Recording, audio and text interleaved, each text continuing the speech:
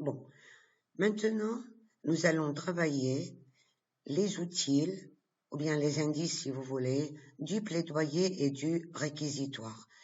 Alors, tout d'abord, je voudrais souligner que les outils sont généralement les outils de la persuasion. N'oublions pas que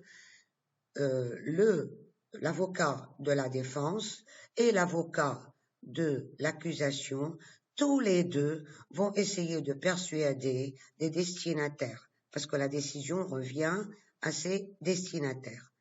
Donc, le plaidoyer, quels sont les indices? Qui parle?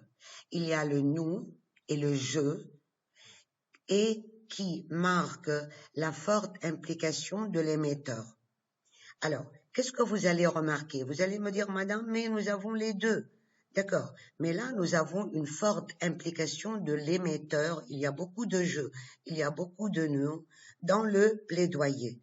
Pourquoi? C'est pour donner une crédibilité à la thèse. D'accord? Quand je dis je, tout le monde va me croire. D'accord? Donc, c'est-à-dire que je suis fortement ancré dans ma position. Je suis très convaincu de ce que j'avance.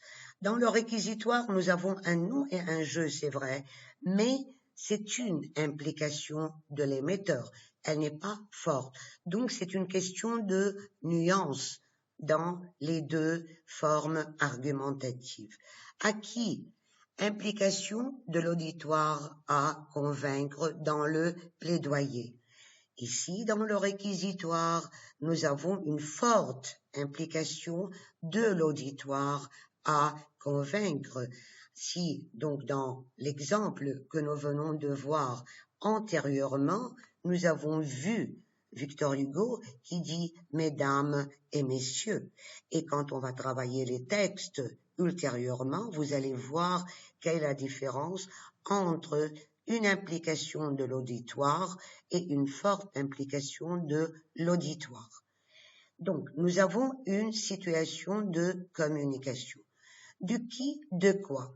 D'un sujet considéré comme victime. Ça peut être le jeu, quelqu'un qui s'auto-défend, comme dans le texte de Jean-Jacques Rousseau, quand il va, la préface des Confessions, il va prendre sa propre défense.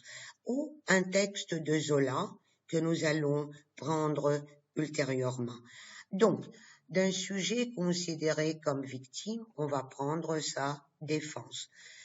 Ici, le réquisitoire va parler d'un sujet considéré comme coupable. Mesdames et messieurs, c'est-à-dire Victor Hugo pointe son doigt et accuse les dames et les messieurs. Ce sont les parlementaires, ce sont les juristes, ce sont les juges. Donc, nous voyons que le plaidoyer centre, cible les arguments sur le coupable et, sur la victime. Le réquisitoire, par contre, va cibler les coupables.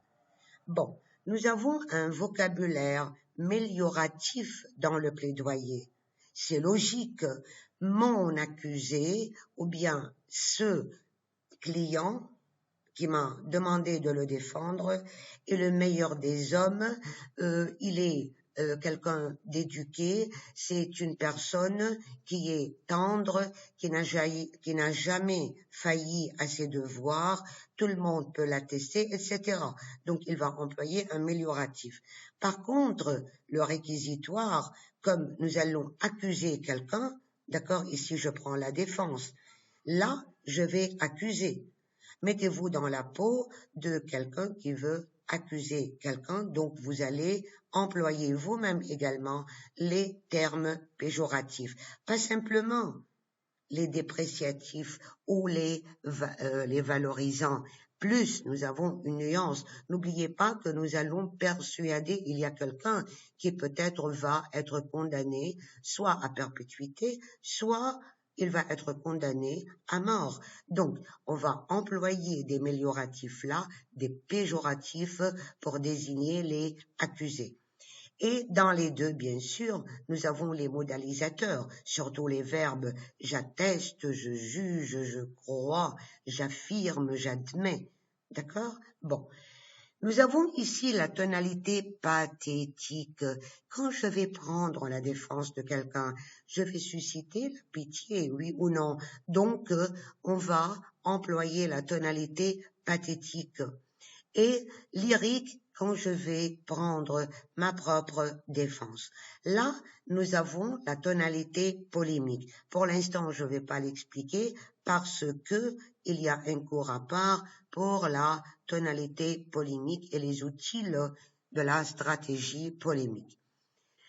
Les procédés oratoires, nous avons des effets pathétiques et déploratifs, c'est-à-dire tout ce qui est interrogation, oratoire, rhétorique, tout ce qui est également exclamation.